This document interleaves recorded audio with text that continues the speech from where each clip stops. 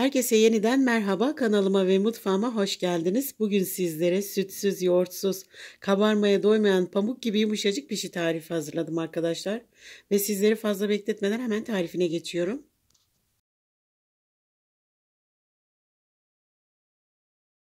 Yoğurma kabına öncelikle 1,5 su bardağı eli yakmayacak ısıda ılık su ilave edelim. Suyun ısısı ne sıcak ne soğuk olacak arkadaşlar. Kullanmış olduğum bardak ölçüsü 200 mililitredir. Üzerine 1 yemek kaşığı instant kuru maya 11 gram kullandım. Ve 1 yemek kaşığı da toz şeker ilave ettikten sonra maya ve şeker eriyinceye kadar şöyle biraz karıştıralım. Sonrasında üzerine 4 su bardağı un ilave edeceğiz arkadaşlar. Ama öncelikle 3 su bardağını ilave ediyorum. Sonrasında üzerine tuzu ilave edeceğim. Tuzu sonradan eklememin nedeni mayamın daha güzel aktive olması için. Bu arada 1 tatlı kaşığı tuz kullandım. Evet, 3. bardağı da ilave ettim. Şimdi tuzu ekledim ve karıştırmaya devam ediyorum. Sonuncu bardağı da ekledim. Şimdi spatulayı çıkarıyorum ve elimle yoğurmaya başlıyorum. Gördüğünüz gibi unu bardakta ekliyorum arkadaşlar. Aslında ben ne kadar un kullanacağımı biliyorum ama sizlere kolaylık olsun diye bu şekilde gösteriyorum. Yine de sizler hafiften ele yapışan kıvamda bir hamur elde etmeye çalışın. Çünkü her unun su tutma özelliği farklı olduğundan az ya da fazla gelebiliyor bazen. Evet, hamurumu çok güzel bir şekilde yoğurdum. Şimdi üzerini bir poşet ile kapatıyorum ve bir bez ile sardıktan sonra ortamın sıcaklığına göre yaklaşık 35-40 dakika bekleteceğim. Yani 2 katı kabarıncaya kadar bekletebilirsiniz.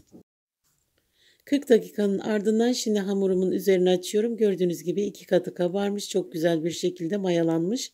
Şöyle elimle biraz yoğuruyorum. Ve elimi sıvı yağa bandırarak yapıyorum bu işi arkadaşlar. Çünkü hamur biraz yapışkan kıvamda olduğu için elime yapışacak. Evet, yoğurma işlemini de bitirdim. Şimdi mandalina büyüklüğünde parçalar koparıp yuvarlıyorum. Ben büyüklüğünü bu şekilde tercih ettim arkadaşlar. Sizler isterseniz daha büyük ya da daha küçük parçalar alıp yapabilirsiniz. Evet, şimdi hiç beklemeden ilk yuvarlamış olduğum bezeden başlayıp elimle üzerine bastıra bastıra çay tabağı büyüklüğünde açıyorum. Açmış olduğumuz hamur ne çok ince olsun ne de çok kalın. Bu arada elime yapışmaması için elimi de yağlıyorum. Videomu buraya kadar izlediyseniz küçük bir yorum ve beğeni bırakırsanız çok sevinirim.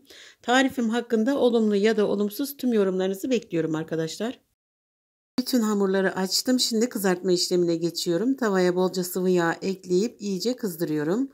Bu arada ocağın büyük gözünü kullandım ve orta hararetli bir ateşte pişiriyorum. Hamurları tek tek yağa bırakıyorum. Üzerleri kızarmaya başlayınca diğer yüzüne çeviriyorum ve böyle sık sık çevirerek her iki yüzünü güzelce kızartıyorum. Kızartmış olduğum hamurları kenara alıyorum. Üst üste gelmemesine dikkat edin arkadaşlar. Çünkü üst üste gelince hamurlaşma oluyor ve kabarıklıkları sönüyor. Yağın aşırı kızdığını fark ederseniz ocağı kısıp sonra tekrar yükseltebilirsiniz. Böyle ara ara ocağın ısısını düşürüp yükseltirseniz daha iyi olur. Çünkü yağ aşırı kızdığı zaman hamurları içine bıraktığınızda dışı çabucak pişecektir ve içi hamur kalacaktır. Buna dikkat edin.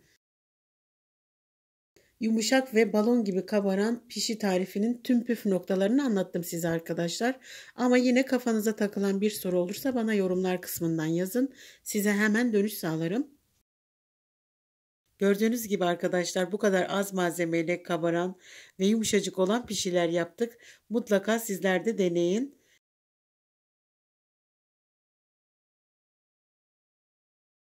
Bir videomuzun daha sonuna geldik. İnşallah videomu sıkılmadan izlemişsinizdir. Deneyecek olan herkese şimdiden afiyet olsun.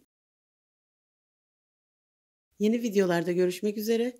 Kendinize iyi bakın. Allah'a emanet olun.